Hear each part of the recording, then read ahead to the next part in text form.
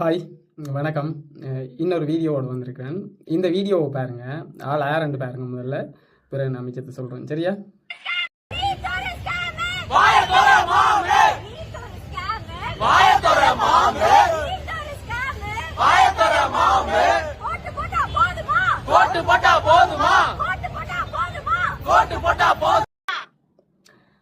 ஆள் யாருன்னு பார்த்தீங்களா? இவங்க வந்து அப்பப்போ வெளியில் வந்துட்டு இருக்காங்க. ஆள் வந்து திமுகவோட ஒரு பெரிய ஒரு கொத்தடிமை உண்டு. சரியா? இது நான் சொல்லி தெரிய வேண்டியதில்லை, உங்கள் எல்லோருக்கும் தெரியும்.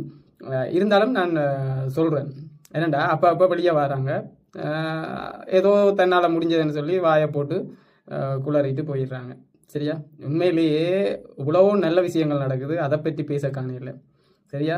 இந்த அடிக்கடி வந்து இப்படி ஏதாவது ஒரு அவதூறான அல்லது தேவையற்ற ஒரு விமர்சனங்களை அல்லது தேவையற்ற பிரச்சாரங்களை தேவையற்ற அவதூறுகளை வந்து அப்பப்போ சொல்லிட்டு போகிறதில்ல. இவ வந்து ரொம்ப கட்டிக்காரி. சரியா?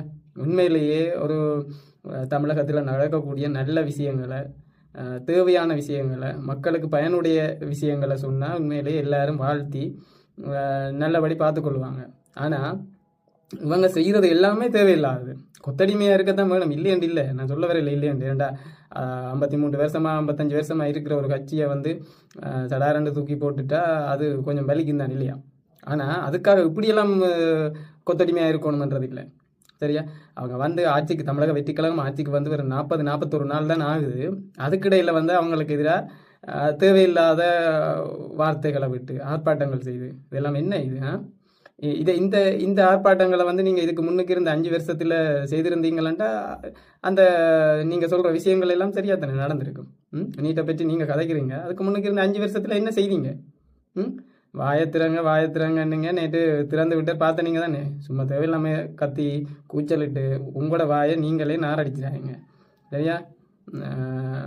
தமிழக மக்கள்லாம் கொஞ்சம் விழிச்சு கொள்ளணும். சரியா? இப்படி வந்து கதறவில் இருக்கிற தெருக்கல்ல இவங்களையெல்லாம் பிடிச்சி வச்சு 4 ஊமை குத்தி விடுங்க. அதுக்கு பிறகு அவங்க வெளியே வர மாட்டாங்க. இப்படி எத்தனை பேர் கிளம்பி இருக்கிறாங்களான்னு தெரியல, பார்த்தனீங்க தானே. உங்களுக்கு வீடுகளில் வேலை இல்லை, ஜூலி மாதிரி ஆக்களுக்கு வீடுகளில் வந்து வேலை இல்லை. இதுக்கு வந்து எந்த துண்டுகளை போட்டால் பிழைக்கத்தான் செய்யும். கொஞ்சம் கவனமாக டீல் பண்ணணும்.